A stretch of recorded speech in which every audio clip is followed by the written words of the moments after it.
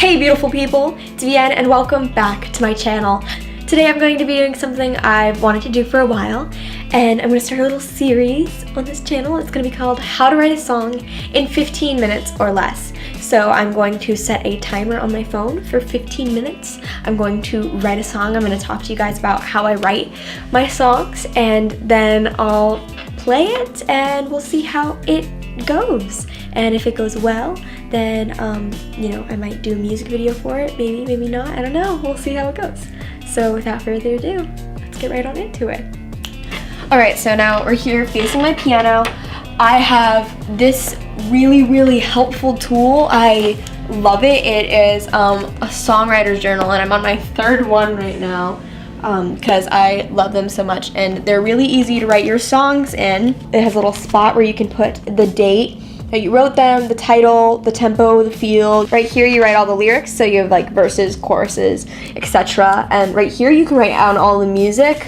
I'm really lazy and I just write the names of the chords because I'm lazy. That's just how I work. So I write those there, and then there's a spot right here where you can write the structure. And the little spot down here in the bottom is for guitarists. You can write little guitar chords, so that's super cute. And they're just really helpful. There's a whole table of contents in the front where you just write the song title and the page that they're on, and it's really helpful. So if you're a songwriter and you love writing music, I recommend really getting one of these. And if not, then you know, a regular journal works too. I'm just trying to be really organized, but I mean, you do you let your flow go the way it wants to flow, So I usually write on an experience or a situation or an emotion that I feel like needs to be reflected on and written down, and I have no other way to express these emotions, so I write them into a song. So when you're writing a song, think of a situation you were in where you were in love, or you were uncomfortable, or you were out of your comfort zone, or you felt trapped. Those kinds of things write great songs, good lyrics. You can use a lot of metaphors and similes, and people really like those. So if you throw a couple of those in there, you have a song. You have a little basis of what you're going on. And usually I start writing out ideas. I start with, what is this making me feel right now? How do I describe that feeling? Can I put that feeling into a situation as in like a metaphor? How can I expand on that feeling? What happened? And I use those things to write out a general idea, kind of like a brainstorm board. And once I have that down, I'm able to piece it together and start coming up with rhythms and like actual formatted lyrics that have like a beat behind them. They follow a certain flow, they go a certain direction. And then usually after I have the lyrics, I'm able to find chords from how I want to sound. Mainly for this song, I'm not going to be focusing on piano or how to write that. I'm going to be focusing on the lyrics and how you formulate your lyrics. I've been experiencing something recently, and I know a lot of people can experience this quite a bit too. We often seem to attach ourselves to people. And sometimes you'll build that connection and that bond with someone, but sometimes that bond goes negatively. Either it's messing up a bond with another friend or another person, or it's just unhealthy and you feel like that bond is being you're getting dragged down by this person, and you have to let them go, and it's unhealthy, but sometimes it's hard to let these people go. And sometimes, even when you do let them go, a part of them's always with you, and it's always in the back of your head, and it's always still there. And you learn from these people, and sometimes it's a good thing that they're still there, and sometimes it's a bad thing because they're still constricting you, and they're still attached to you when you don't want them to be anymore because that person is toxic and that person is hurting you. And I'm learning that it's not so good to hold on to certain people. It's not good to hold on to those emotions and those feelings, because what's in the past is in the past, and if you don't let people go, it's going to start affecting the relationship you have with the people that you are still close with, and it's going to start affecting you physically, mentally. You're just going to feel constricted and dragged down by this person or these people that you can't seem to get rid of and you can't seem to detach from. So that's the basis for my song. It seems pretty complicated, but there's a lot of other things you can write on that's not so complicated, like, going for a walk outside. That's super easy to write a song about. You just talk about your experience, how the air feels, how the trees look. I'm going to start out with the first thing that I'm feeling right now. I'm going to start my timer now that it's been explained. Please ignore my neighbor's dog barking in the background. He's being irritating, but he can't help it, so. Okay. I'm going to first formulate an idea. So the first thing I possibly want to touch on is, let's say, distance. Like the amount of space between you and a person and how that connection can be sometimes like dragged around. So, there is no such thing as too little space when you're sad and you're lonely. That's good. That's good because it touches on an idea that we formulated. So I'm going to write that down right here. And I'm going to cut out the parts when I'm writing stuff down because, yeah, you don't need to see that. Anyway, I'm going to take that one line that I just threw out of my head, and I'm going to listen for the notes and see if I can find some chords from it. But I'm going to cut this part out too, probably. There is no such thing as too little space. There we go. There we go. There is no such thing as too little space when you're sad and you're lonely, so you wait for somebody to fill the void. So I've found my chords. They are F, D minor, A minor, and C in that order. So if you wanted to practice writing your own song, you can use those chords. You can look up how they sound, and you can practice writing your own song and formulating your own lyrics. I have essentially 8 lines, and that's a good size for a first verse. A lot of the times first verses are only 4 to 8 lines, depending if you're following the normal 4-chord progression, which I usually do for most of my songs. I usually do 3 or 4 chords. The standard form, the standard progression for a lyrical song usually goes verse, chorus, or pre-chorus in between. So verse, pre-chorus, chorus, verse, pre-chorus, chorus, bridge, and then chorus. And sometimes I repeat the chorus again. So I'm going to follow that basic song format because I like that format personally. Some people like to switch it up. They like to throw the chorus first. So you do you follow what you like, you feel how it feels when you're writing, and if it feels right, then you're probably doing it right. So I now have a verse. I'm going to formulate a pre-chorus. Sometimes I just sit here and I play around with the chords to see what variation I can use for a pre-chorus. So yeah, I'm scarred down through the depths of my heart. You know what rhymes with heart? Yarn. Which is weird, but when you're thinking of this idea, a good metaphor to go with it is strings. Like every time you reach out your hand and every time you build a connection with someone, it's like attaching you with the string, and you have to like literally cut people off, and that string might stay with you, and sometimes it might be too tight, so it might hurt you. So that's a good solid metaphor and idea you can play upon now that we've formulated our pre-chorus, and that's all done, and that's all good and dandy. You need a chorus, and it needs to be powerful. And the thing is about the chorus is it usually is fairly simple, but it builds upon itself, and it can be layered, and it adds the oomph to the song. It's what people, it should get stuck in your head. It should be catchy. So I've got some strings. My biggest problem is why I'm so alone. I'm so alone. And so the lyrics are, I've got some strings. I've got some baggage.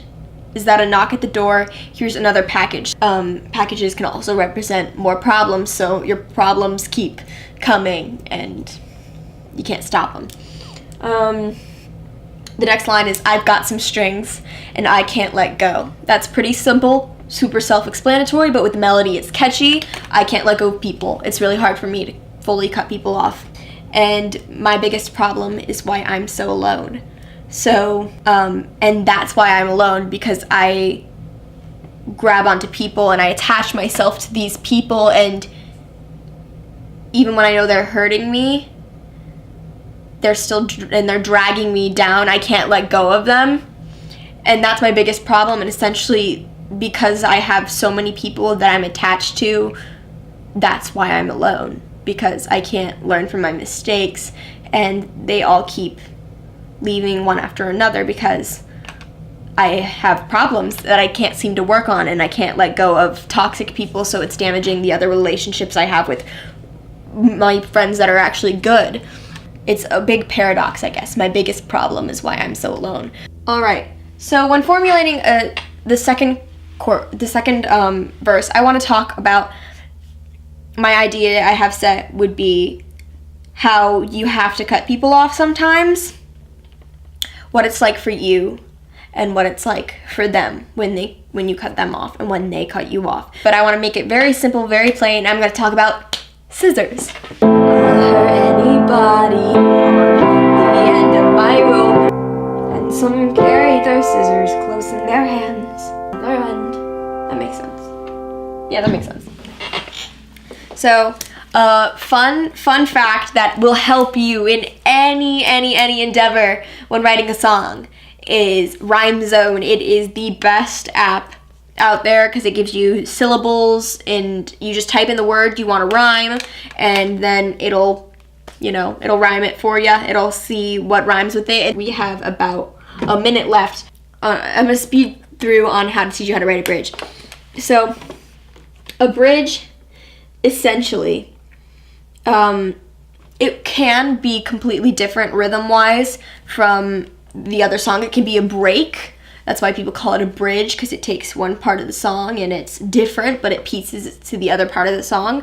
Or it can be a variation on the song. Some people like to repeat pieces of their first verse, or some people like to repeat the pre-chorus as a bridge. So what I'm going to do is I'm going to take a piece of my chorus, and I'm going to vary it a little bit, and I think I'm going to layer it in between another vocal that I'm just going to write. Probably something really easy, like, so what can you do? Like, what are you going to do about it? What can you do about it? And it's such a simple question, but it really hits the nail right on the head real hard. What can you do? What can you do to attach to let go? Okay, we only have a few seconds left. So the biggest part about writing a song is practicing. It's not going to sound good the first 2 times you play it. You have to build on what you've written. You can change things up. Remember, a song is never done until it's out and it's recorded. And even in recording, people still change lyrics and they change their process. And it's a whole learning experience every time you write a new song. You'll end up learning how you work best. So it's been about 15 minutes and the whole song is done at this point, but I did talk in between and I didn't stop the timer, so 15 minutes give or take. That's why it's called 15 minutes or less. Just keep in mind, it's easy for me to write a song. I've practiced a lot. I do it all the time. It might take you longer to learn, which is okay, and it might take you longer to find your process, which is completely normal, and it's completely fine, because you'll learn how you learn and you'll go at your own pace and you'll come up with something amazing. So without further ado, let's play through the entire thing and see how it goes. There is no such thing as too little space when you're sad and you're lonely, so you look for somebody to fill the void. My mistakes I can count on all of my fingers, and everything lingers. The ones that I cut off, I can't really get off. Yeah, I'm scarred down through the depths of my heart, tangled and twisted like yarn, but not too tangled to fall apart. I've got some strings, I've got some baggage. Is that a knock at the door? Here's another package. I've got some strings that I can't let go. My biggest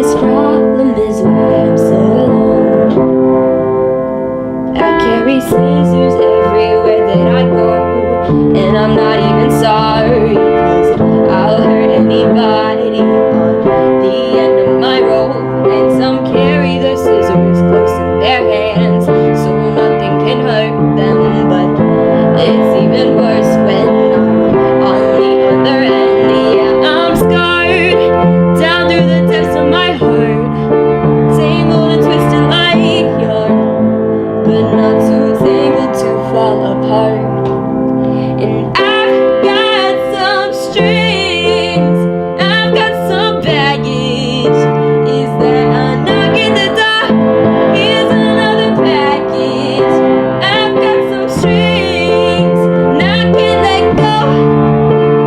My biggest problem is why I'm so alone. I'm so alone. So what can you do? What can you do to attach to let go? So what can you do? What can you do? It's so sad alone. So what can you do? What can you do? It's so painful and slow. So what can you do? What can you do? I'm at the end of my rope, and I've got some strings, I've got some baggage.